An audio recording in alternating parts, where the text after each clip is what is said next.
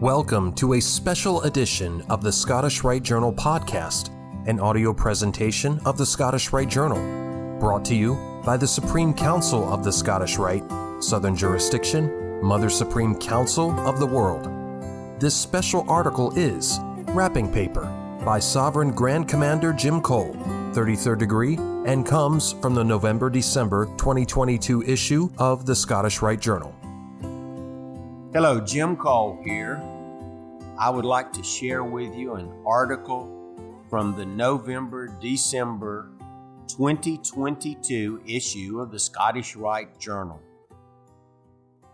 Whether it is birthdays or the holiday season, the conundrum remains: carefully unwrap or joyfully tear the wrapping paper to reveal the gift inside. As for me, well, let's just say my grandchildren love Pawpaw's method. I tear the paper, and according to my wife, I almost always tear the underlying box. I remind her, of course, that this has the added benefit of my not having to later haul away the stacks of gift boxes and carefully folded wrapping paper that she loves to save. I actually call that hoarding. I don't worry much about it. After all, the teachings of Freemasonry remind us that the outer wrapping is not nearly as important as the inner gift. Only by getting past the exterior do we get to the heart of the matter, or, as one might say, to the real person.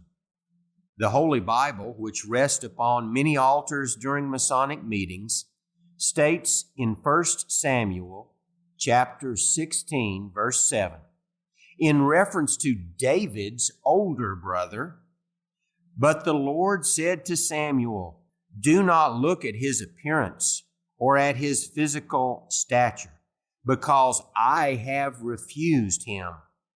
For the Lord does not see as man sees, for man looks at the outward appearance, but the Lord looks at the heart." This resulted in Samuel anointing David, not his older brother, as the future king of Israel.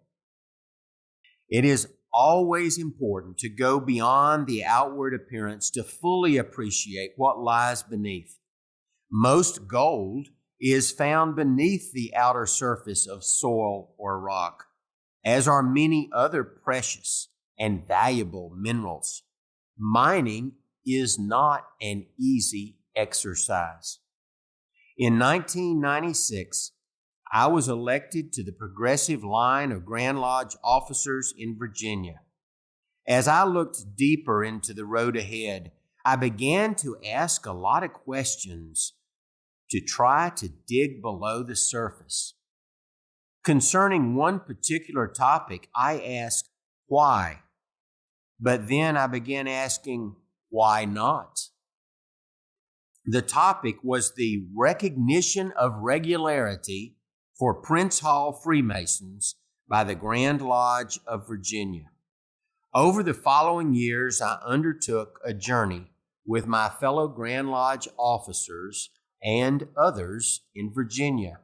The journey reached its destination when, as Grand Master, I was able, in November 2001, to declare that the delegates of the Grand Annual Communication had, in a decisive vote, agreed to, quote, recognize as regular the most worshipful Prince Hall Grand Lodge of Virginia, Free and Accepted Masons Incorporated. Later in this issue, you will read of the historic Statement of Unity that was signed on September 7, 2022 at the House of the Temple. As we emphasized in the ceremony, the Southern Jurisdiction recognized the two Prince Hall Supreme Councils in the year 2013. With the signing of the Unity Statement, we now dig deeper. We step forward and we work together to share our knowledge, our programs, our problems, our lessons learned, and our technologies. As we celebrate the independence of our 4 Supreme Councils, we unite to assist one another in attaining our common goals. In the relationship among our 4 Supreme Councils, we have gone beyond the wrapping, dug into the box, and now wish to fully enjoy the gift inside. I have noticed that when my grandchildren rip into packages like I taught them, everyone else smiles, especially the person who bought the gift and wrapped it so beautifully. I suppose that our Supreme Architect has a similar smile on his face when his children go beyond the outward appearance and, like him, look at the heart. If you would like to hear more of the Grand Commander's message featured in the Scottish Rite Journal, like, share, and please leave a comment below.